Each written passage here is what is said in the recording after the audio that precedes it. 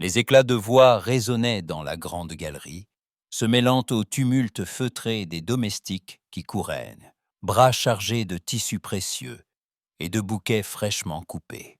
Dans la lumière pâle d'un matin de mars, Éléonore de Saint-Clair se tenait devant le miroir piqué de la chambre bleue, sa robe de mousseline ivoire à demi boutonnée, le regard perdu dans les tourbillons de ses pensées. « Éléonore, tu n'écoutes pas ?» s'exclama la comtesse, sa mère, en ajustant d'un geste impatient les longues mèches brunes de sa fille. « Ce bal est notre dernière chance, le comte ne le dira pas, mais nous n'avons plus rien. » Éléonore détourna les yeux du reflet, cherchant l'apaisement dans la vue du parc encore nu sous la brume. Elle sentit sur sa nuque la main tremblante de la comtesse, plus lourde de désespoir que d'affection. « J'entends bien, maman, » murmura-t-elle d'une voix douce mais ferme. « Mais un mariage sans amour, est-ce vraiment la vie que tu me souhaites ?» Un soupir las échappa à la comtesse. « Il ne s'agit pas de ton bonheur, Éléonore, mais de la survie de notre nom. Tu portes sur tes épaules l'honneur des Saint-Clair. » Dans la salle à manger, le comte de Saint-Clair, silhouette amaigrie drapée de dignité, passait nerveusement en revue la liste des invités. Chaque nom prononcé semblait un vœu pieux, une lueur d'espoir que le château, jadis éclatant, retrouverait sa splendeur. « Le prince héritier Charles-Antoine sera là », annonça-t-il à voix basse, comme s'il conjurait le destin. Son attention pourrait tout changer. Éléonore, en entendant ces mots, sentit son cœur battre plus fort, non d'excitation, mais d'inquiétude. Elle connaissait trop bien le jeu de dupe des bals, les regards pesants, les alliances scellées dans la froideur de convenance.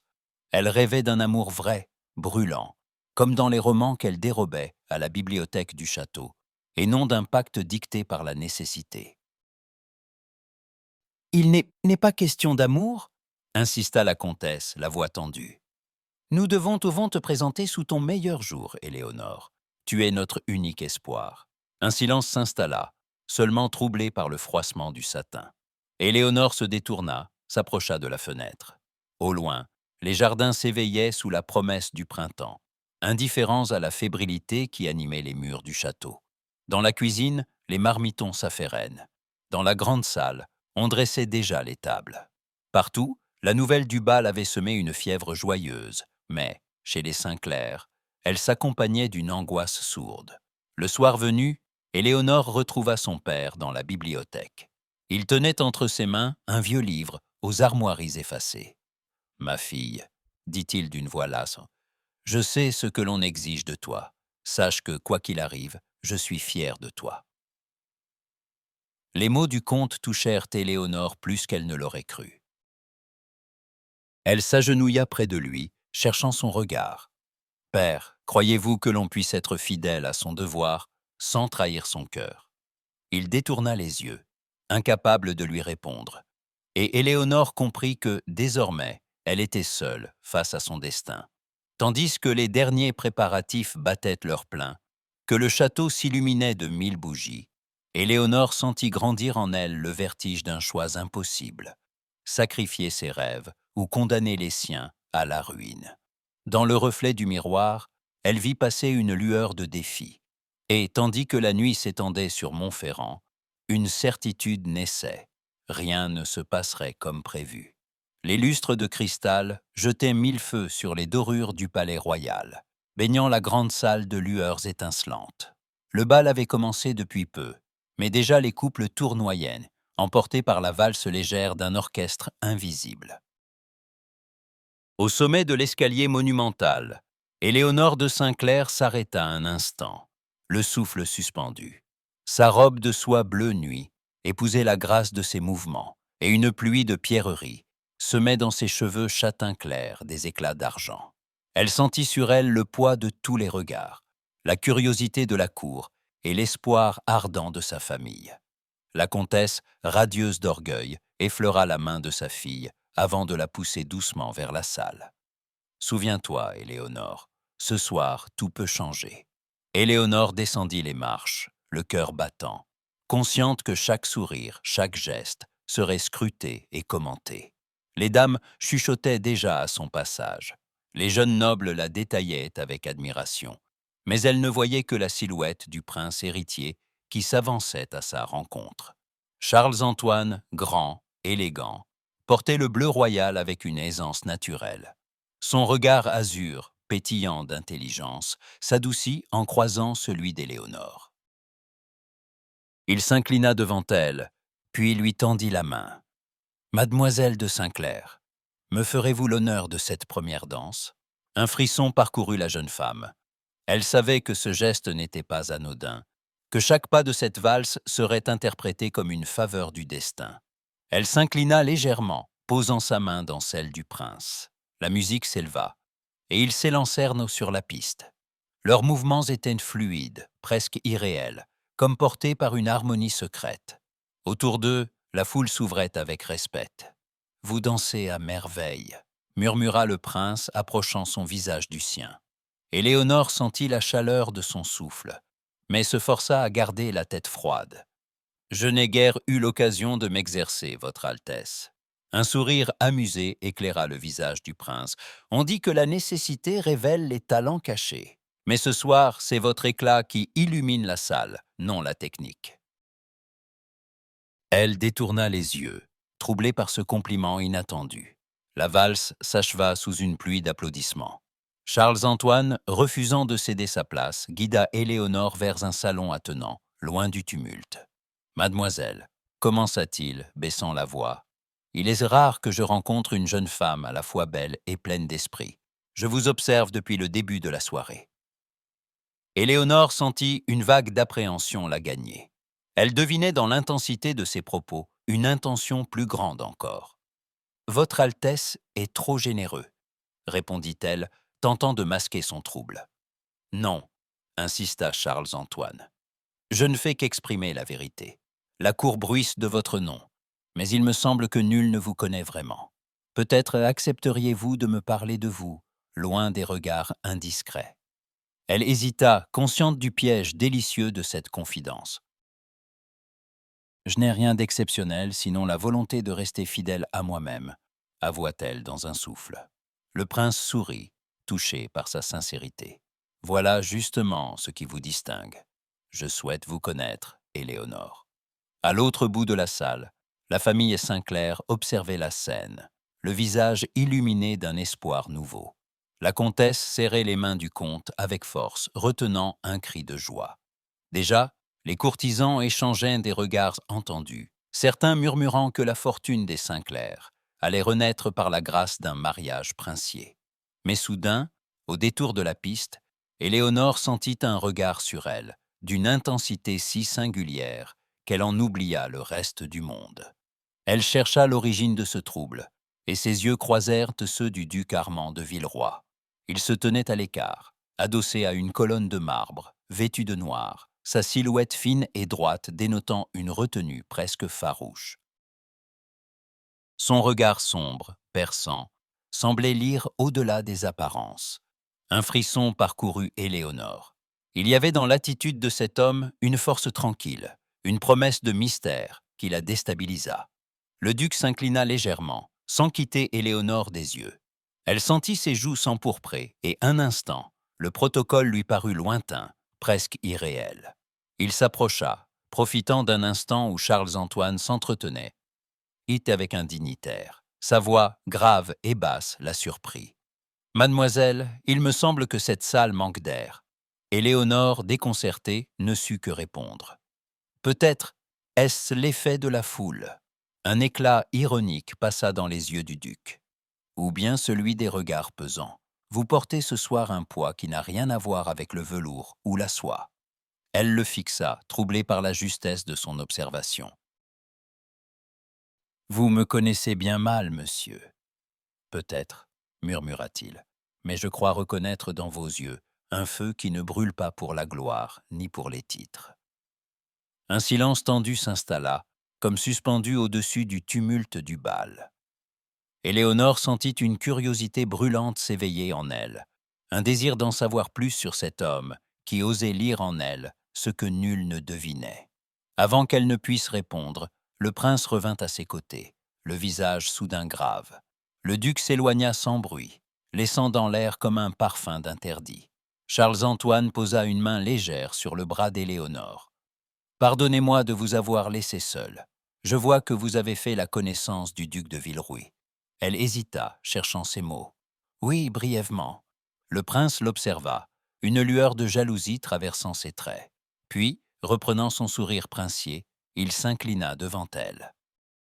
« Mademoiselle de Saint-Clair, » annonça-t-il à voix haute, attirant l'attention de la cour, « permettez-moi de vous exprimer l'honneur que j'aurais à vous compter parmi les futures princesses de France. » Un murmure parcourut la salle. La comtesse faillit défaillir, le comte se raidit, et tous les regards convergèrent vers Éléonore.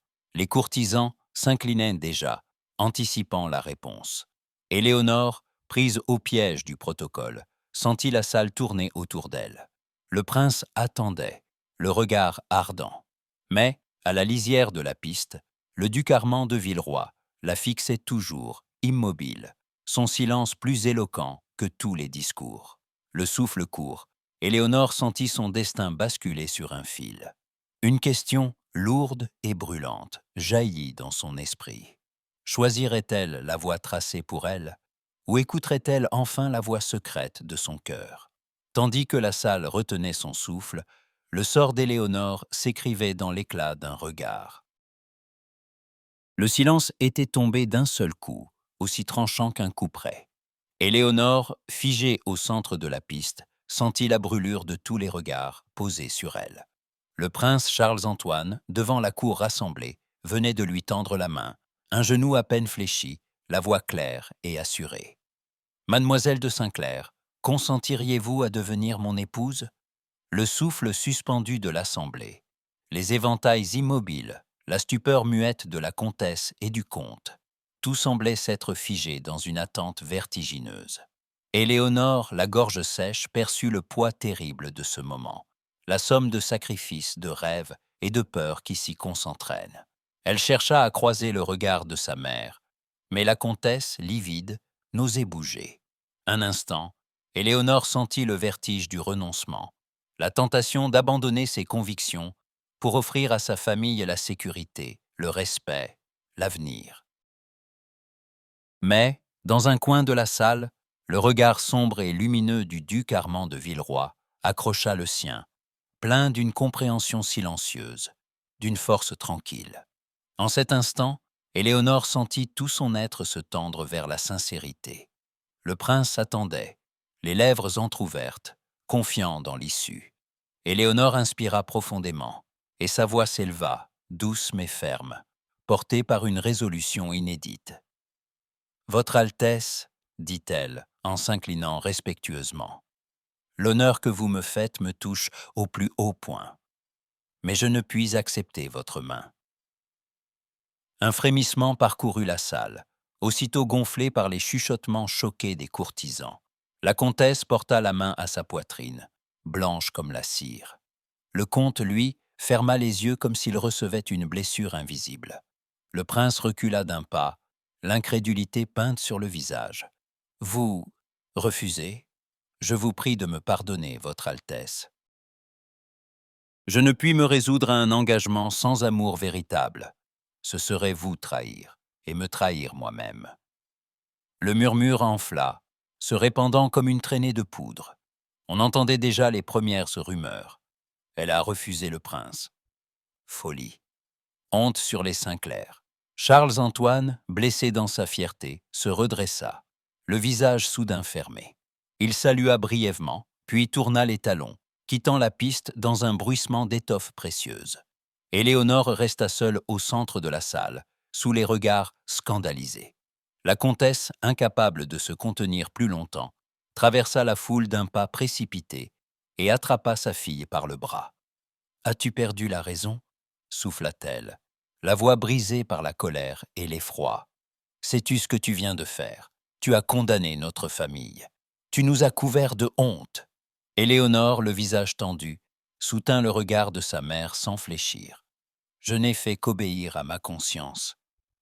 Ta conscience est la nôtre, et celle de ton père, de tous ceux qui dépendent de nous. » Les mots fusaient, tranchant, mais Éléonore sentit en elle une force nouvelle. Derrière la douleur, la peur, elle découvrait la fierté de s'être écoutée, d'avoir été fidèle à ses idéaux. Au loin, le duc Armand la fixait toujours, une lueur d'admiration mêlée à une peine profonde dans les yeux. Le comte, pâle, s'approcha à son tour. Sa voix tremblait. « Ma fille, nous ne serons plus jamais les mêmes. » La salle se vida peu à peu autour d'eux, les chuchotements se transformant en rumeurs qui s'échappaient déjà hors des murs du palais. Très vite, Paris saurait. Très vite, la disgrâce serait publique. Éléonore sentit la solitude s'abattre sur elle, plus lourde encore que la honte. Pourtant, au fond de son âme, une lumière persistait. Elle croisa une dernière fois le regard du duc. Il eut une promesse muette, un respect profond, puis détourna les yeux, prête à affronter l'orage. La comtesse ne décolérait pas, la ramenant presque de force à la calèche. « Tu n'as aucune idée du mal que tu viens de causer. Les invitations seront retirées, les dettes tomberont, on nous oubliera. Tout cela pour une folie de jeune fille. » Éléonore, épuisée mais droite, répondit doucement. « Je préfère être oubliée que de vivre dans le mensonge. » La nuit tomba sur Paris, lourde de menaces. Les lanternes de la ville semblaient lointaines, irréelles. Au château, le silence était glacial. Les domestiques évitaient Éléonore. La comtesse ne lui adressait plus la parole. Le comte errait dans la bibliothèque, vieilli de 10 ans en une soirée. Les jours suivants, la rumeur se propagea avec une cruauté sans égale. Dans chaque salon, dans chaque boutique, on répétait l'histoire de la jeune insensée qui avait osé dire non au prince. Les amis d'Éléonore lui tournaient le dos. Les invitations cessaient d'arriver. Le nom des Sinclair se murmurait à demi-mot, chargé de mépris ou de pitié. Éléonore affronta l'isolement avec une dignité fière, refusant de céder au désespoir. Elle passait de longues heures à marcher dans le parc, la tête haute, même quand son cœur se serrait à chaque souvenir du bal. Parfois, elle s'arrêtait sous les grands chênes, le regard perdu dans la brume, se demandant si elle avait eu tort, si le sacrifice de sa famille était un prix trop lourd pour une vérité intérieure. Mais à chaque doute, elle revoyait le regard du duc Armand, cette intensité grave, cette approbation silencieuse qui semblait la porter au-delà de la honte. Elle comprenait alors que le courage n'était pas d'obéir, mais de résister. Une nuit, alors que tout le château dormait, Éléonore ouvrit la fenêtre de sa chambre. Le vent frais caressa son visage, chassant les larmes qui perlaient sans bruit. Elle se jura de ne pas faiblir, de tenir tête à l'orage, aussi violent soit-il. Car, au fond d'elle-même, Éléonore savait que, désormais, rien ne serait plus jamais comme avant, et qu'au bout du chemin, une autre destinée l'attendait, prête à s'éveiller sous la cendre du scandale. La disgrâce s'abattit sur les Sinclair comme une pluie d'orage après la canicule. En quelques jours, le château de Montferrand perdit ce qui lui restait de lustre. Les invitations s'évaporèrent, les visites s'interrompirent, et le facteur n'apportait plus que des lettres de créanciers ou de notaires, où l'encre semblait suinter la menace. Les domestiques marchaient à pas feutrés. Les conversations s'éteignaient dès qu'Éléonore franchissait un seuil, et la comtesse, d'ordinaire si digne, ne quittait plus sa chambre, vaincue par la honte et la colère. Éléonore, elle, refusait de céder à l'abattement. Chaque matin, elle descendait la grande allée du parc, la tête haute, croisant le jardinier qui détournait les yeux, ou la cuisinière qui murmurait à son passage. Elle s'occupait des comptes, rédigeait des lettres pour supplier la clémence des fournisseurs, veillait à économiser la moindre pièce, supervisait la répartition du peu de provisions. Son père, usé, l'observait en silence, la voyant grandir dans l'épreuve, sans oser l'en remercier. Mais la comtesse, chaque fois qu'elle croisait sa fille, ne pouvait retenir une remarque acide, un soupir blessé. Un matin de pluie, Éléonore surprit la conversation de 2 anciennes amies, venues rendre visite à la comtesse, par politesse plus que par amitié. Elles parlaient d'elle à voix basse dans le vestibule, persuadées qu'elle ne les entendait pas. Elle n'a aucune idée du monde, cette pauvre Éléonore. Refuser le prince, quelle folie. Elle condamne sa famille pour une chimère romantique. On dit même que le comte va devoir vendre Montferrand. La honte. Éléonore serra les poings, mais ne montra rien. Elle répondit à leurs salutations avec un calme souverain, puis remonta dans sa chambre, le cœur battant. Il fallait tenir, coûte que coûte. Les jours passaient, pesants, rythmés par l'attente de nouvelles plus sombres encore. Une après-midi, alors qu'elle s'acharnait à coudre une robe pour la comtesse, une enveloppe ivoire, scellée d'un cachet de cire bleu nuit, lui fut remise. L'écriture, élégante, lui était inconnue. Intriguée, elle brisa le sceau et lut. « Mademoiselle, il me serait précieux de pouvoir m'entretenir avec vous, à l'abri des regards, dans les jardins du Luxembourg, demain à l'heure où le soleil décline. Pardonnez la hardiesse de ma demande, mais j'ose croire que dans l'épreuve, la sincérité d'un cœur banni peut rencontrer l'écho du vôtre, avec tout le respect que je vous dois, Armand de Villeroy. » Les mots, sobres et délicats, éveillèrent en elle un trouble qu'elle ne s'expliquait pas. Depuis le bal, le souvenir du regard du duc la hantait, mélange de gravité et de douceur. Elle hésita longuement, mesura les risques, puis, portée par un élan qu'elle n'aurait su nommer, décida d'accepter. Le lendemain, sous un ciel d'ardoise, Éléonore quitta discrètement la maison. Elle traversa Paris d'un pas pressé, la capeline rabattue sur le front, fuyant les regards. Le quartier du Luxembourg, avec ses grilles élégantes et ses allées paisibles, lui sembla un havre hors du temps. Elle s'enfonça dans les allées ombragées, le cœur battant, cherchant la silhouette du duc. Elle le trouva près d'un bassin, assis sur un banc de pierre, les mains croisées, l'air absorbé. À sa vue, il se leva aussitôt, une chaleur inattendue dans les yeux. « Mademoiselle de Saint-Clair, je craignais que vous ne veniez pas, » murmura-t-il. « J'ai hésité, mais votre lettre m'a touchée, » répondit-elle d'une voix sincère. Ils marchèrent côte à côte, sans se presser, laissant le silence s'installer. Les rumeurs du monde semblaient lointaines ici, assourdies par le bruissement des feuilles et le cri des moineaux. « Je sais ce que c'est que d'être rejeté, » commença Armand, le regard fixé sur le gravier du chemin. « La haute société aime les héros sans ombre. J'ai été moi aussi objet de soupçons, d'hostilité. » Éléonore se tourna vers lui, surprise par cette confession. « On ne parle de vous qu'avec respect, pourtant. » Un sourire amer effleura les lèvres du duc. « On ne parle jamais de mon passé. Il y a longtemps, j'ai commis l'erreur de me fier à de faux amis. De fausses promesses m'ont coûté mon honneur, et depuis, même ma famille me regarde avec défiance. Je suis toléré, jamais accueilli. » La sincérité du duc, loin de la froideur qu'on lui prêtait, ébranla Éléonore. « Je comprends mieux la solitude que j'ai lue dans vos yeux, » murmura-t-elle. Armand marqua un temps, puis s'arrêta au bord d'un massif de pivoine. « On vous a infligé une injustice cruelle, mademoiselle. Vous êtes la risée de Paris, alors que vous avez eu le courage de rester fidèle à votre cœur.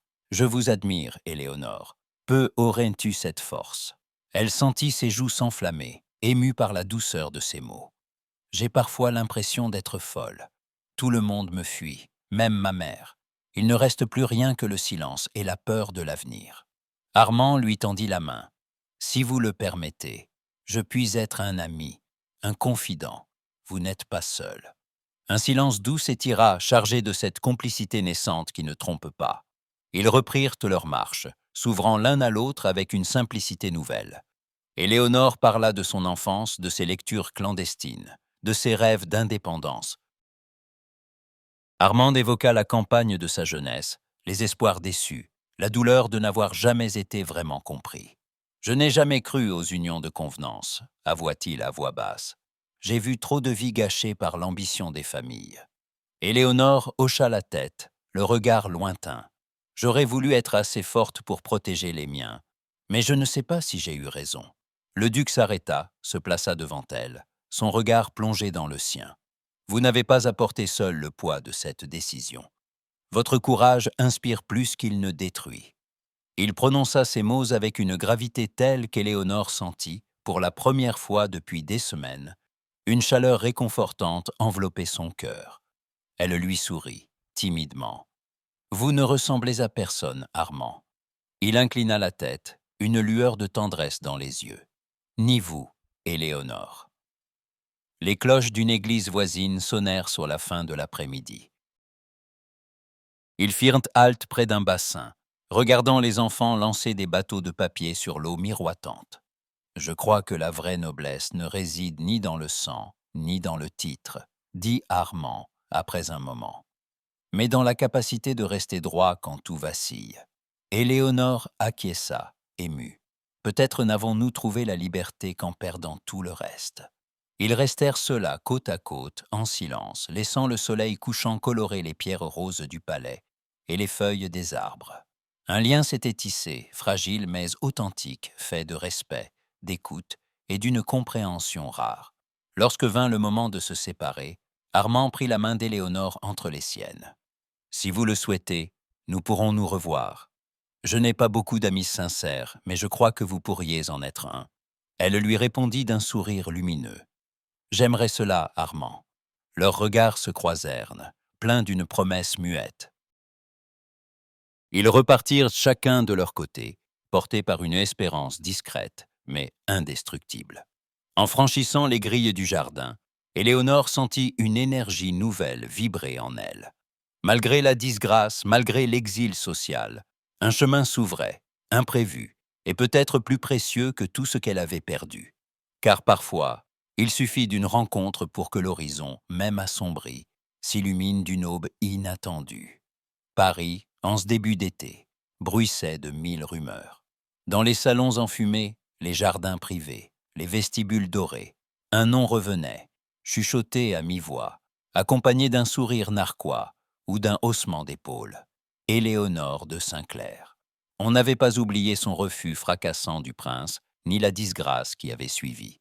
Mais voilà que depuis quelques semaines, on lui prêtait une étrange assiduité, celle du duc Armand de Villeroy.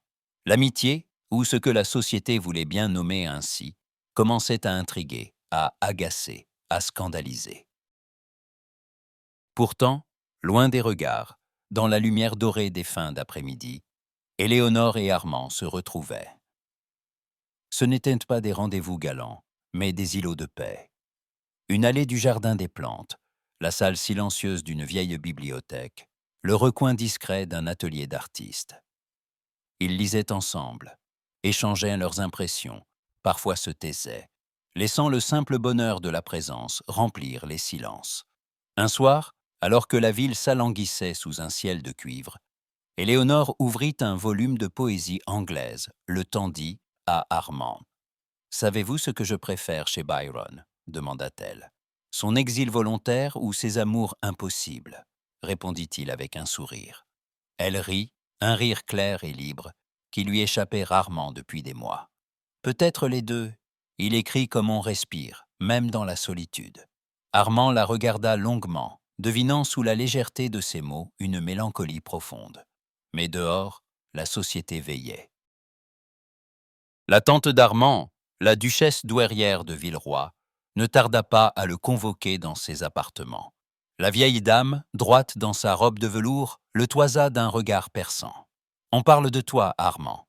On parle beaucoup trop, et ce n'est jamais bon signe pour notre nom. » Il soutint son regard, sans défiance mais sans soumission. « Je ne vois pas en quoi une amitié sincère. »« Assez, » coupa-t-elle. « Une Saint-Clair tombée en disgrâce ne saurait fréquenter la maison Villeroy. Si tu tiens à ta place, aux terres de ta famille, à ta réputation, garde tes distances. » Le duc serra les poings, une colère froide montant en lui. Mais il connaissait le poids des convenances, la fragilité de sa propre position, entachée par les rumeurs de sa jeunesse. La visite suivante avec Éléonore fut plus silencieuse. Ils marchaient sous les tilleuls du parc Monceau, les pas feutrés sur l'herbe, chacun muré dans ses pensées. Éléonore perçut la tension sur les traits d'Armand. « Quelque chose vous tourmente, Armand, » murmura-t-elle. Il hésita, puis soupira. « Il est des murs plus solides que la pierre. » ce que bâtit la société autour de nos rêves. Ma famille désapprouve notre amitié. Je n'aimerais pas vous mettre davantage en danger. Elle s'arrêta, le regard franc. Je ne crains plus rien, vous le savez. Mais je ne veux pas être la cause de vos tourments, ni de votre chute. Leurs regards se croisèrent, chargés de tout ce qu'ils n'osaient pas dire. Un instant, Armand crut céder, lui prendre la main, lui promettre un avenir sans entrave. Mais il détourna les yeux, prisonnier de son histoire. Plus tard, dans la lumière dorée d'une bibliothèque, ils partagèrent la lecture d'un roman, leurs voix basses s'entremêlant.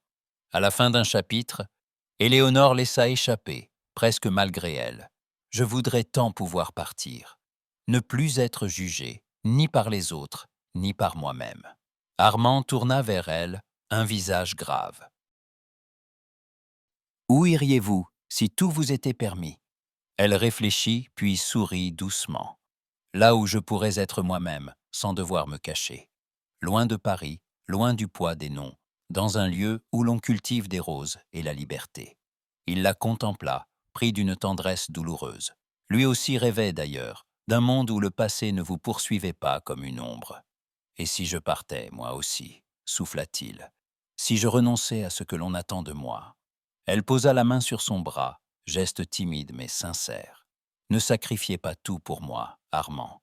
Je ne veux pas que vous souffriez de ma disgrâce. Il couvrit sa main de la sienne, le regard fiévreux. La seule chose qui me fasse peur, c'est de vous perdre. Un silence vibrant les enveloppa. Il n'y eut ni baiser ni promesse, seulement la certitude qu'un fil invisible les unissait. Plus fort que la rumeur, plus fort que la peur. Les jours suivants, leurs rencontres devinrent plus rares, plus secrètes. On les disait surveillés, épiés. Mais chaque minute volée à la vigilance du monde était une victoire. Une promenade au crépuscule, une lettre glissée sous une porte, une confidence échangée à voix basse.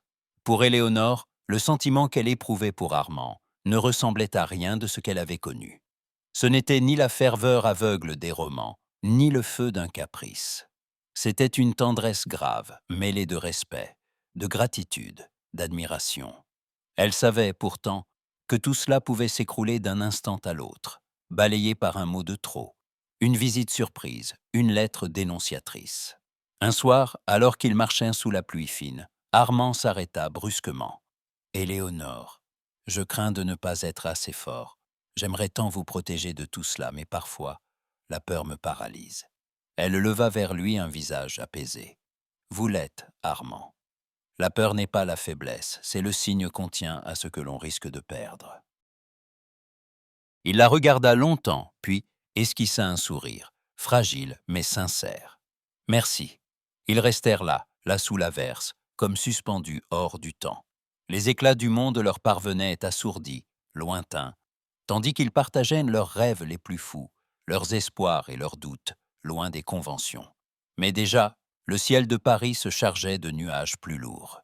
Dans l'ombre, la société guettait leurs moindres faux pas, prête à frapper sans pitié. Et dans le secret de son cœur, Éléonore se demanda combien de temps encore ils pourraient marcher ainsi, ensemble, sur le fil périlleux de l'interdit.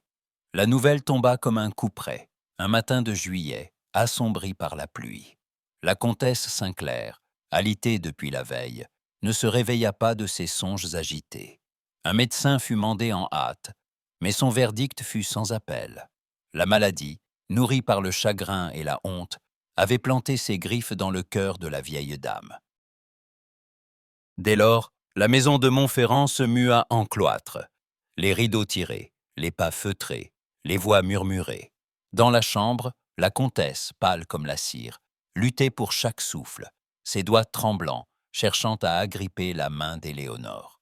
Éléonore n'eut plus d'autre horizon que le chevet maternel. Les rumeurs de Paris, les lettres d'Armand restées sans réponse, les menaces des créanciers, tout s'effaça devant l'urgence de ce regard fiévreux. Jour et nuit, elle veilla sa mère, essuya son front, murmura des mots de réconfort, tenta d'apaiser cette âme brisée par le poids de la disgrâce. Parfois, la comtesse, dans un accès de délire, s'emportait contre sa fille. « Tu as tout détruit, tout. Pourquoi n'as-tu pas accepté le prince? Pourquoi nous condamner à la ruine? Éléonore, la voix nouée, cherchait à la rassurer, mais le doute s'insinuait en elle comme un poison lent. Avait-elle eu raison? Son choix, dicté par la fidélité à elle-même, valait-il ce sacrifice? Dans les moments de répit, elle songeait à Armand, à leur promenade, à la promesse d'un amour sincère. Mais la réalité la rappelait sans cesse à son devoir. Armand, de son côté, vécut ses jours comme une agonie silencieuse. Les lettres d'Éléonore restaient sans réponse. Les rares fois où il se présenta à la porte de Montferrand, le majordome lui fermait la grille sans même transmettre son nom. Les regards du comte, glacial, ne laissaient place à aucune explication. « Vous n'êtes plus le bienvenu ici, monsieur le duc », déclara un matin le comte, la voix dure. « Votre présence n'a rien apporté que la honte et la souffrance à ma fille. Je vous prie de respecter notre douleur et de ne plus chercher à la revoir. » Armand tenta de protester. « Monsieur, je n'ai jamais eu d'intention indigne. Je veux seulement parler à Éléonore, savoir si elle n'est plus pour vous, ni pour personne, coupa le comte, implacable. Laissez-la à sa famille. » Chassé, humilié, Armand erra dans Paris, le cœur au supplice, dans les cafés, les promenades. Partout il sentait peser sur lui les regards soupçonneux, entendait les chuchotements venimeux. Les journaux du matin, avides de scandales, s'étaient emparés de l'affaire. On y lisait « La chute d'une étoile ». La demoiselle Sinclair séduit par un duc à la réputation sulfureuse. Les caricatures montraient Armand en séducteur cynique, Éléonore en victime naïve ou en intrigante. Les familles alliées prenaient leur distance, les invitations disparaissaient, et même la duchesse douairière, outrée par la tournure des événements, retira son soutien. Pour Éléonore, l'isolement était total. Les rares visites étaient froides, dictées par l'obligation plus que par l'affection. Les nouvelles de l'extérieur ne parvenaient qu'à travers les murmures des domestiques ou les regards appuyés des créanciers. Un après-midi, alors qu'elle s'accordait quelques minutes au jardin, une voisine s'approcha, l'air embarrassé. « Ma chère, je suis désolé pour votre mère, mais vous comprendrez que je ne peux plus recevoir votre famille. Les circonstances, vous savez, la réputation, c'est affreux, mais Paris est cruel. » Éléonore remercia, la tête haute, puis rentra en silence. Elle passait désormais ses nuits à veiller la comtesse, écoutant sa respiration irrégulière, guettant le moindre signe d'amélioration. Les souvenirs de sa vie d'avant la hantaient, les bals, les rires, l'insouciance d'un bonheur possible. Mais plus encore, c'était la présence d'Armand qui lui manquait, son écoute, sa voix grave, la chaleur de ses mains. Un soir, alors que la fièvre de la comtesse s'était apaisée, Éléonore s'assit près de la fenêtre, un livre ouvert sur ses genoux. Elle laissa son esprit vagabonder, se demandant si l'amour était compatible avec le devoir. Pouvait-on aimer sans tout sacrifier? Avait-elle le droit d'espérer autre chose que la solitude et la souffrance? Les mots d'Armand lui revinrent en mémoire. La vraie noblesse ne réside ni dans le sang, ni dans le titre, mais dans la capacité de rester droit quand tout vacille. Elle sentit les larmes monter, mais les retint. Sa mère avait besoin d'elle, et c'était là son unique certitude. L'idée de revoir Armand la hantait, mais l'image de la comtesse, fragile et brisée, la ramenait à la réalité. Renoncer à lui était peut-être la seule façon d'honorer ce qui lui restait de famille. Les jours devinrent une suite monotone de soins, de prières, d'inquiétudes. La comtesse, dans ses rares moments de lucidité, murmurait parfois le nom de son défunt mari ou celui d'Éléonore enfant. La tendresse, jadis absente, affleurait dans un sourire fatigué, un geste maladroit. « Tu étais une enfant si vive, Éléonore. Je n'aurais jamais cru qu'un jour tout s'effondrerait ainsi. »« Rien n'est perdu, maman, » souffla la jeune femme. Nous avons encore l'une l'autre. Mais la comtesse détourna les yeux, murmurant dans un souffle. L'avenir est un mur trop haut. Pendant ce temps, les ragots s'enflammaient. On racontait tout et n'importe quoi sur Éléonore et Armand, qu'ils s'étaient enfuis, qu'ils s'étaient secrètement fiancés, ou que la jeune femme avait été répudiée pour sa conduite. Les domestiques, inquiets pour leur avenir, multipliaient les allusions. Certains quittaient la maison, d'autres restaient par loyauté ou par curiosité malsaine. Dans sa solitude, Éléonore se surprit à douter de ses propres choix. Avait-elle sacrifié sa vie pour un idéal impossible? N'était-elle qu'une égoïste, incapable de faire passer le bonheur des siens avant le sien? Les lettres d'Armand, soigneusement rangées dans un coffret, lui brûlaient les doigts chaque fois qu'elle les relisait. Mais elle n'osait y répondre, ni même y songer, sans une vague de culpabilité. Un matin, alors que la lumière filtrait à peine à travers les rideaux, la comtesse ouvrit les yeux et d'une voix faible appela sa fille. « Éléonore, promets-moi, promets que tu ne me laisseras pas seule. Je te le promets, maman. Pardonne-moi, je t'ai tant reproché, je voulais seulement te protéger. Mais j'ai eu peur. » Un sanglot étouffé secoua Éléonore. Elle serra la main de sa mère, sentant tout le poids du pardon et de l'amour mêlés. Les heures suivantes furent suspendues, entre espoir et résignation. La maladie semblait vouloir céder, puis redoublait d'intensité, accablant la comtesse d'une faiblesse nouvelle. Armand, de son côté, n'abandonnait pas l'espoir de revoir Éléonore. Il tenta une dernière fois d'approcher la maison, mais fut arrêté à la grille par le comte lui-même. « Je vous en supplie, monsieur, laissez-moi lui parler, juste un instant. » Le comte, les traits tirés par la fatigue et la rancœur, secoua la tête. « Non, ma fille n'a plus besoin de troubles. Elle a choisi sa famille. » Armand comprit qu'il était inutile de lutter. Abattu, il quitta le quartier, la gorge serrée, le cœur envahi d'un sentiment d'impuissance.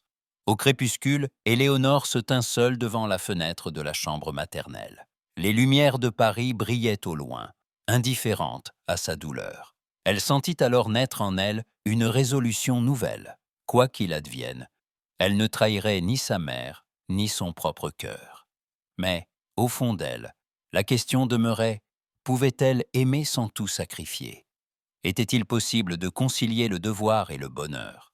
Alors que la nuit enveloppait la maison, Éléonore comprit que son destin était désormais suspendu à un fil, tendu entre la fidélité et le désir, entre la peur de perdre et l'audace de choisir. Le silence retomba, dense, mais porteur d'une promesse incertaine. Rien n'était encore écrit. La pluie battait les carreaux du salon, rythmant le silence tendu qui régnait sur la maison des Sinclair. Depuis des jours, Éléonore se tenait au chevet de sa mère, guettant le moindre souffle, le moindre frémissement de paupières. La comtesse, minée par la maladie et le chagrin, oscillait entre torpeur et lucidité. Le comte, lui, arpentait la demeure comme une ombre, fuyant les regards, écrasé par l'échec et l'angoisse. Éléonore ne sortait plus. L'image d'Armand, ses mots, ses lettres, flottaient dans son esprit, la réconfortant et la torturant tout à la fois. Depuis leur dernière rencontre, elle n'avait plus osé répondre à ses messages. Son cœur, tiraillé entre l'amour et la loyauté filiale, battait dans la confusion. Elle se répétait, avec une rigueur douloureuse, que le bonheur personnel ne pouvait s'ériger sur les ruines d'une mère mourante. Pourtant, un soir d'orage, alors que le tonnerre grondait au loin, un bruit sourd résonna contre la porte d'entrée. Éléonore, surprise, descendit à pas feutrés. Dans le vestibule obscur, la silhouette d'Armand se découpait, trempée par la pluie, les traits tendus d'une détermination farouche. Le majordome hésita, puis s'inclina devant la jeune femme. « Mademoiselle, le duc de Villeroy insiste pour vous voir. Il dit que c'est urgent. » Le cœur battant, Éléonore fit signe de le faire entrer. Armand franchit le seuil, son regard cherchant aussitôt le sien. « Pardonnez mon audace, Éléonore, » dit-il d'une voix basse mais vibrante. « Je ne pouvais plus attendre.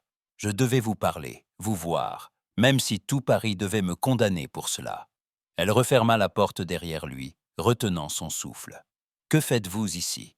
Si mon père vous trouve, qu'il me trouve alors. » s'exclama-t-il, la voix brisée par l'émotion. « Je ne veux plus me cacher, ni vous perdre sans avoir tout tenté. J'ai passé des nuits à me torturer, à me dire qu'il valait mieux vous oublier, vous laisser à votre devoir. Mais je ne peux pas. Je vous aime, Éléonore. J'aime votre force, vos doutes, votre fidélité. J'aime même votre silence, qui me fait plus mal que tous les reproches. Elle resta interdite, bouleversée par la sincérité de sa déclaration. Armand, je suis si fatigué. Je n'ai plus la force de lutter contre tout le monde. Il s'approcha, laissant tomber son chapeau trempé sur le parquet. Laissez-moi lutter pour nous deux. J'ai connu la solitude, la honte, la peur du rejet. Mais jamais je n'ai eu aussi peur qu'à l'idée de vivre sans vous. Je ne vous demande pas de choisir entre moi et votre famille. Je vous demande seulement d'espérer, de croire qu'un autre avenir est possible. Il lui prit la main, la serra dans la sienne, la chaleur de son étreinte traversant la glace de ses hésitations. « Je ne veux pas être la cause de votre chute, » murmura-t-elle, les larmes aux yeux. « Je ne veux pas que votre nom soit sali à cause de moi. Ce n'est pas votre disgrâce, c'est la mienne aussi, Éléonore. Ce n'est pas votre solitude, c'est la nôtre. J'ai vécu toute ma vie dans la crainte de décevoir les miens, de n'être qu'une ombre derrière le nom de Villeroy. Mais, avec vous, je sens que je peux être enfin moi-même. » Un silence lourd tomba entre eux. La pluie redoublait, enveloppant la maison dans un écrin de confidence.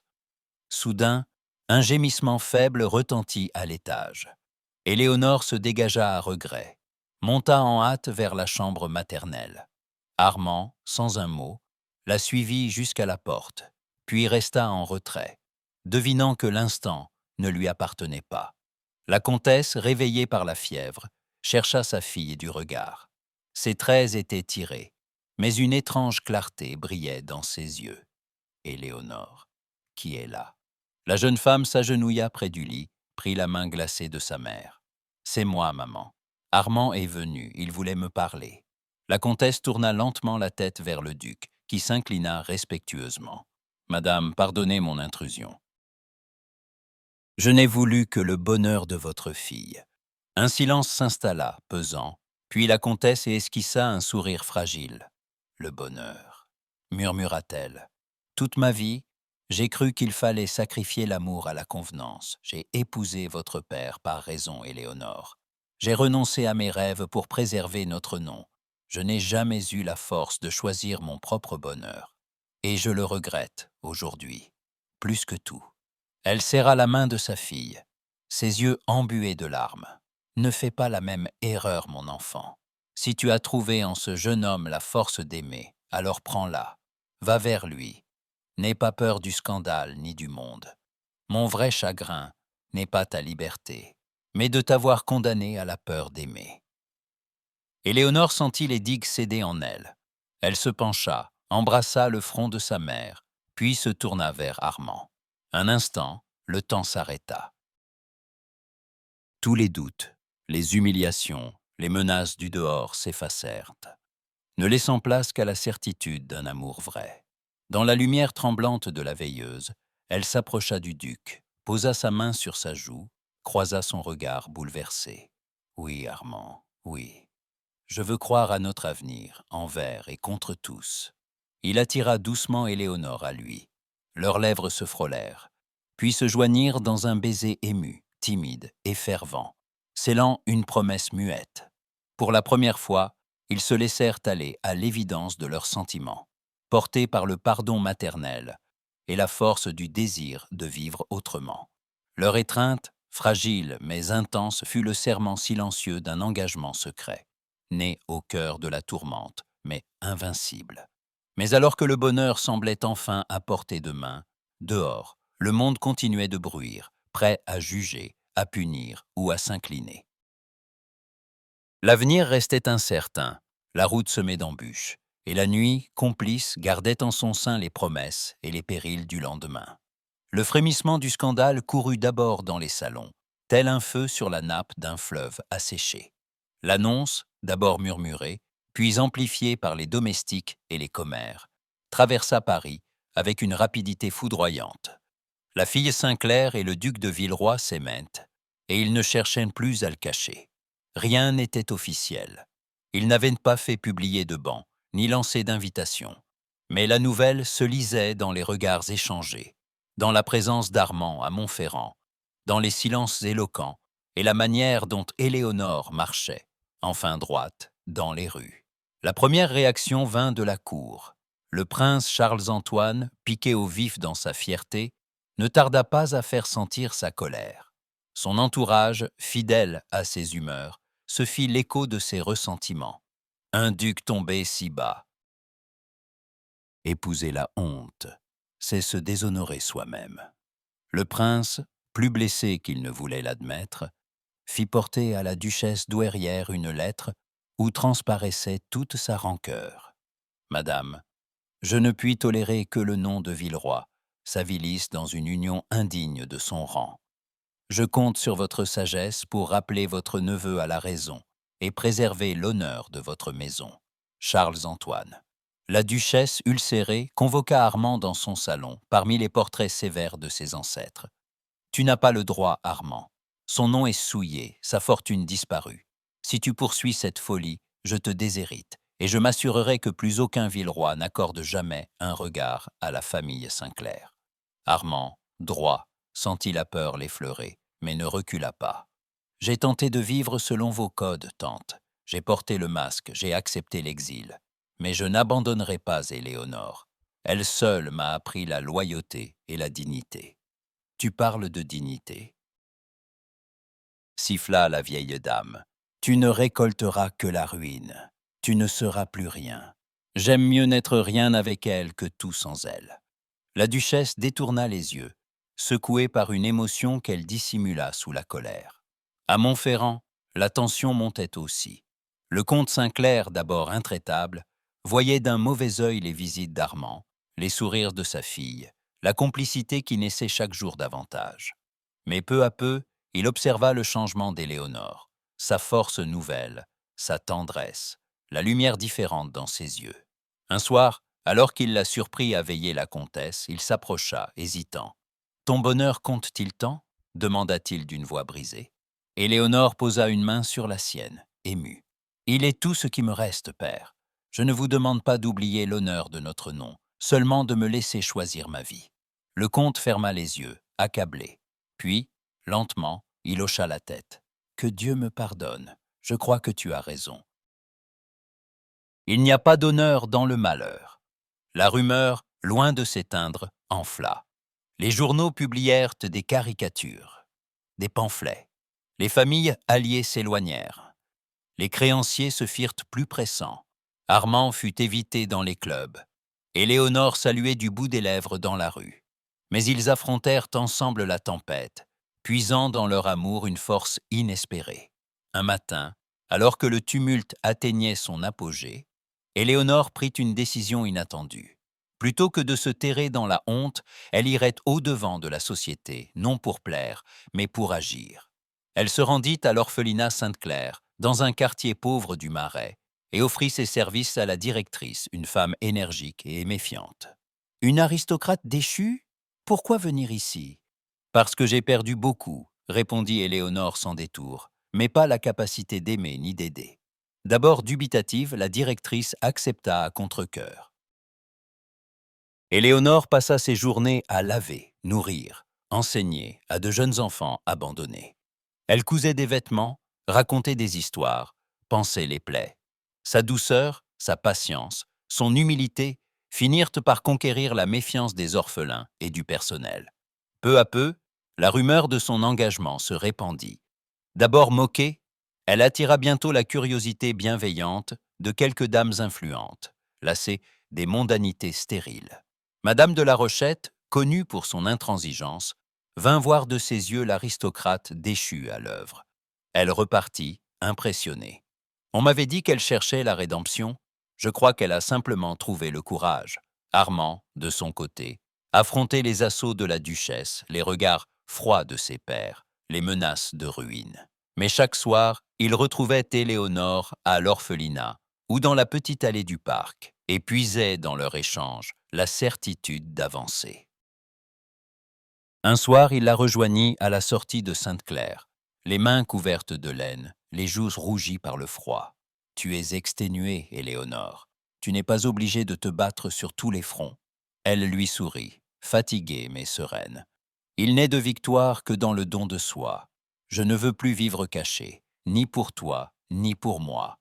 Je veux que notre amour serve à quelque chose, qu'il ne soit pas seulement une revanche sur le monde. Il la prit dans ses bras, murmurant « Tu m'as appris la valeur du courage. Je ne reculerai plus. » Les manœuvres du prince ne s'arrêtèrent pas là. Par l'entremise de ses alliés, il fit pression sur les fournisseurs du comte, fit circuler de nouveaux bruits, chercha à compromettre la réputation d'Armand auprès de la cour. Mais la ténacité des deux amants désarma peu à peu la cruauté des rumeurs. On les vit secourir une veuve, défendre un enfant, refuser un pot de vin. La noblesse de leur conduite, plus éclatante que n'importe quel titre, suscita l'admiration même de leurs détracteurs. Un matin, la duchesse douairière, lasse de combattre, fit mander Armand. Elle le trouva plus ferme, plus calme. « Tu as changé, Armand. Ta folie t'a coûté cher. » Il la remercia d'un sourire triste. « Peut-être, mais j'ai gagné ce que je n'aurais jamais cru possible, la paix. » La vieille dame se tut, puis soupira. « Je ne t'aiderai pas, mais je ne m'opposerai plus. Fais ce que tu veux de ta vie. » Peu à peu, l'hostilité se mua en respect. Le comte Sinclair, voyant l'estime croissante d'Éléonore auprès de la société, redressa la tête. La comtesse, dans ses rares moments de lucidité, bénit leur union d'un sourire paisible. La route restait semée d'embûches, les créanciers toujours menaçants, les regards parfois lourds de reproches.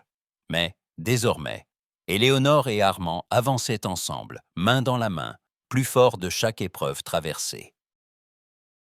Et si l'avenir demeurait incertain, une chose au moins était acquise.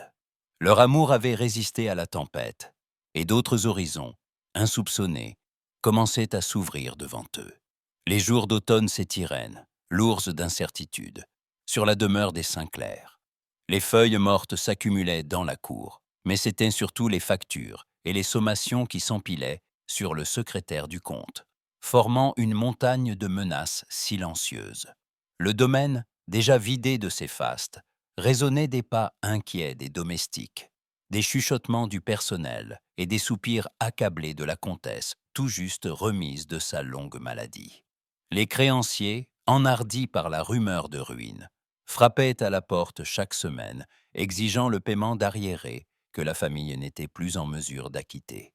Éléonore, droite et digne malgré la fatigue, tentait de soutenir ses parents. Elle surveillait les comptes, négociait l'étalement des dettes, rédigeait des lettres de supplication. Mais l'épuisement de la lutte, la honte de devoir quémander, rongeait la jeune femme. Armand, de son côté, suivait la situation avec une inquiétude croissante.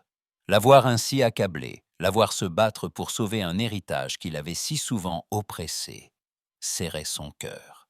Un soir, alors qu'il se retrouvait dans la petite bibliothèque, Éléonore se laissa aller à une tristesse qu'elle ne pouvait plus contenir. « Je ne sais combien de temps encore nous pourrons tenir, » confia-t-elle d'une voix lasse. « Les dettes s'accumulent, et tout Paris attend notre chute comme un spectacle. » Armand lui prit la main. « Tu n'es pas seule dans cette épreuve, Éléonore. Laisse-moi agir à mon tour. Je ne veux pas que tu sacrifies ce qui t'appartient, Armand. Ta famille, ton nom, tes terres, tout cela t'a déjà coûté si cher. » Il serra plus fort ses doigts. « Ce qui m'importe, c'est ton avenir. Notre avenir. Si je peux soulager le poids qui t'écrase, alors je le ferai, quoi qu'il m'en coûte. » Le lendemain, sans rien dire à la famille, Armand se rendit chez son notaire. Il mit en gage une partie de ses terres de province, apportant la garantie nécessaire pour obtenir la somme permettant d'éponger les dettes les plus urgentes des Sinclair.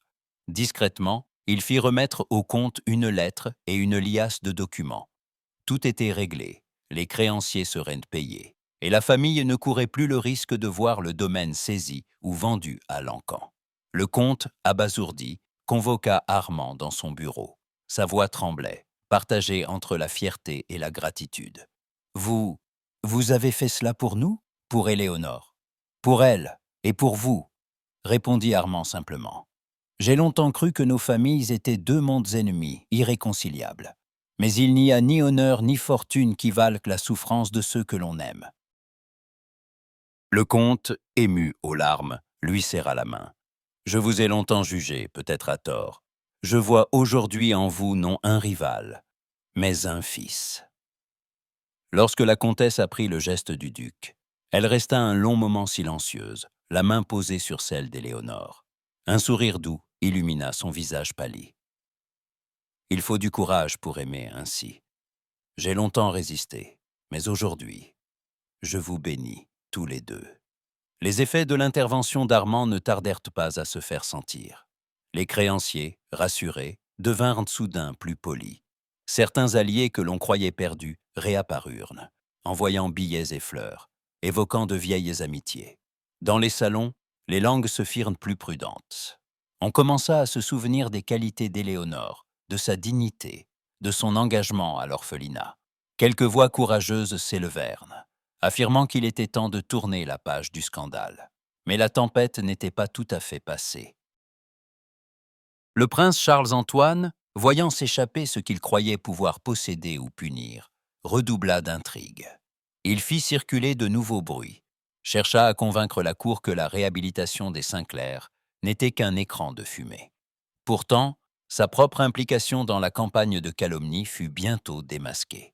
Un ami loyal d'Armand, indigné par tant de bassesse, produisit devant plusieurs témoins des lettres du prince, révélant la source des machinations. La cour, choquée par cette duplicité, se détourna du prince qui fut contraint de quitter Paris pour la campagne, la tête basse. Éléonore, informée de la disgrâce du prince, n'éprouva ni vengeance ni satisfaction, seulement un étrange soulagement. Elle comprenait, mieux que quiconque, la vanité des luttes de pouvoir, le vide qu'elle laissait derrière elle. Peu à peu, la vie reprit son cours, différente, fragile, mais pleine de promesses. La comtesse, convalescente, reprenait goût à la vie, s'intéressant à nouveau aux affaires de la maison, se réjouissant de la présence d'Armand, qu'elle appelait désormais « mon fils », avec une tendresse inédite. Le comte, apaisé, laissait à Éléonore une liberté qu'il ne lui avait jamais accordée, la regardant avec une fierté discrète lorsqu'elle rentrait de l'orphelinat, entourée d'enfants reconnaissants. Armand et Éléonore, bien que marqués par les épreuves, trouvaient un équilibre nouveau. Ils partagèrent leurs projets, mêlaient passion et raison, apprenant à s'aimer dans la lumière du jour, sans rien renier de ce qui les avait forgés. Un après-midi, alors qu'ils marchaient ensemble dans le parc de Montferrand, Éléonore s'arrêta, tournée vers Armand. « Je n'aurais jamais cru pouvoir être heureuse ainsi, même si tout n'est pas parfait. Même si notre passé laisse des cicatrices, je n'ai plus peur. » Il lui caressa la joue, son regard grave et tendre à la fois. Les cicatrices sont la preuve que nous avons survécu, et nous bâtirons, pierre après pierre, un avenir qui nous ressemble. Le vent d'automne emporta leur rire vers les grands arbres roux. Les fondations de leur nouvelle vie étaient posées, solides, dans la simplicité retrouvée. Mais, à l'horizon, de nouveaux défis, d'autres choix s'annonçaient. Rien n'était acquis, tout restait à écrire. Et le destin, patient, n'avait pas encore livré son dernier mot. L'aube d'un printemps radieux enveloppait le château de Villeroy, d'une lumière tendre, comme si la nature elle-même célébrait l'événement. Ce matin-là, le parc respirait la promesse d'un renouveau. Les glycines s'enroulaient au balcon, les rosiers s'ouvraient en corolles timides, et les allées, naguère désertes, bruissaient de pas légers et de voix contenues. Éléonore, vêtue d'une robe claire aux broderies simples, avançait d'un pas serein, entourée de ceux qui lui étaient restés fidèles. La main de sa mère glissait dans la sienne. La cérémonie fut modeste, presque intime, loin du faste et des apparats que les convenances auraient exigés pour une union de cette envergure. Point de grands seigneurs, ni d'ambassadeurs, seuls quelques amis sincères, les membres de la famille réconciliée, quelques enfants de l'orphelinat, la directrice du pensionnat, le vieux notaire ému aux larmes. Le comte Sinclair, assis au premier rang, regardait sa fille avec un mélange de fierté et de mélancolie, comme s'il mesurait le chemin parcouru depuis la nuit du bal où tout avait basculé. Lorsque le maire prononça les mots solennels, Voulez-vous prendre pour époux ?» La voix d'Éléonore s'éleva, limpide, sans tremblement. « Oui, je le veux. » Armand, à son tour, promit fidélité et tendresse, la main posée sur celle d'Éléonore.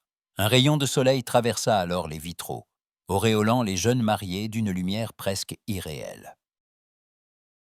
Les applaudissements, timides d'abord, devinrent une clameur joyeuse. Quelques larmes discrètes furent vite effacées par des sourires complices. Après la cérémonie, un repas fut servi dans la salle à manger du château, ornée de fleurs des champs et de bouquets sauvages. Les conversations étaient simples, sincères, loin des piques et des faux-semblants de la haute société. Les plus anciens racontaient des souvenirs. Les enfants riaient autour des tables. La duchesse douairière, venue malgré elle, salua Armand d'un signe de tête grave, puis adressa à Éléonore un regard où perçait une admiration résignée. « Vous avez gagné, ma chère », murmura-t-elle lors d'un aparté. « Peut-être est-ce le monde qui change. Ou bien sommes-nous nous-mêmes forcés de changer? Nous n'avons rien gagné, sinon le droit d'être nous-mêmes, » répondit Éléonore avec douceur. Armand, soucieux de donner un nouveau souffle à ses terres, s'était lancé, dès les premiers jours de leur union, dans la modernisation du domaine. Il consultait les fermiers, écoutait les doléances des ouvriers, introduisait de nouvelles cultures et des techniques venues d'Angleterre. Les paysans, d'abord méfiants, s'étonnèrent de la présence régulière de leur maître dans les champs, de ses questions, de sa volonté d'améliorer leur sort. Peu à peu, la confiance naquit et le domaine de Villeroy, qui avait pâti des années d'indifférence, retrouva une vigueur oubliée. Éléonore, elle, s'investit avec ardeur dans la charité et l'éducation. Elle poursuivit son engagement à l'orphelinat Sainte-Claire, fit ouvrir une petite école sur les terres du château, où elle enseignait elle-même la lecture, l'écriture, quelques rudiments d'histoire et de musique. Les enfants l'adoraient, la surnommant la dame au cœur clair. Les femmes du village venaient lui confier leurs peines et leurs espoirs, trouvant en elle une écoute sans jugement. Un soir, alors que la lumière déclinait sur les pelouses, Armand et Éléonore s'assirent sur le banc de pierre d'où l'on voyait toute la vallée. Il lui prit la main, silencieux. « Crois-tu que le monde nous pardonnera d'avoir choisi l'amour ? » « Je l'ignore, » répondit-elle en souriant. « Mais je sais que d'autres, déjà, osent à leur tour défier les anciens carcans. Regarde. Mademoiselle de la Rochette a épousé le médecin du village, et la fille du marquis d'Estillac a refusé un parti pour suivre son cœur. Peut-être sommes-nous un signe des temps, » murmura Armand. Le siècle change, Éléonore. La liberté avance. Elle songea à la route parcourue, aux épreuves, aux humiliations, à la honte et à la peur, puis à la force qu'ils avaient trouvée ensemble, au respect né dans le regard d'Armand, à la tendresse qui avait grandi dans la tempête. Plus tard, dans l'intimité paisible du château de Villeroy, Éléonore s'accorda un moment de solitude. Elle ouvrit la fenêtre de sa chambre, laissa entrer l'air doux, et repensa à la nuit du bal, à la lumière des lustres et au silence pesant qui avait précédé son refus du prince. Elle se revit, jeune fille tremblante, posant pour la première fois les yeux sur le duc sombre, dont le regard mêlait respect, tristesse et d'espoir. C'était ce regard qui avait bouleversé le cours de son existence, ce regard qui lui avait donné la force de dire non, puis de dire oui à l'improbable. L'amour était né dans l'adversité, forgé dans l'épreuve. Et c'était dans cette lumière nouvelle, à la fois douce et forte, qu'il s'épanouissait à présent. Au loin, le carillon du village sonnait la fin du jour. Éléonore referma la fenêtre, le cœur apaisé. Son histoire, leur histoire, devenait un exemple. Et dans cette ère nouvelle, pleine de promesses et d'incertitudes, elles savaient qu'ensemble, rien ne leur serait désormais impossible.